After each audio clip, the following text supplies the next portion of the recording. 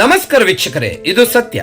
ಸಂಖ್ಯಾಶಾಸ್ತ್ರ ಮತ್ತು ಕಾರ್ಯಕ್ರಮ ಅನುಷ್ಠಾನ ಸಚಿವಾಲಯದ ಪ್ರಕಾರ 2036ರ ವೇಳೆಗೆ ಭಾರತದ ಜನಸಂಖ್ಯೆಯು 152.2 ಕೋಟಿಗೆ ತಲುಪುತ್ತದೆ ಎಂದು ಅಂದಾಜಿಸಲಾಗಿದೆ. ಇದು 2011ರ ಜನಸಂಖ್ಯೆಯ 121 ಕೋಟಿಗಿಂತ ಗಮನಾರ್ಹ ಹೆಚ್ಚಳವನ್ನು ಪ್ರತಿನಿಧಿಸುತ್ತದೆ. ಲಿಂಗ ಅನುಪಾತವು 2011ರಲ್ಲಿ 1000 ಪುರುಷರಿಗೆ 943 ಮಹಿಳೆಯರಿಂದ 2036ರ ವೇಳೆಗೆ 952ಕ್ಕೆ ಸುಧಾರಿಸುತ್ತದೆ ಎಂದು ನಿರೀಕ್ಷಿಸಲಾಗಿದೆ.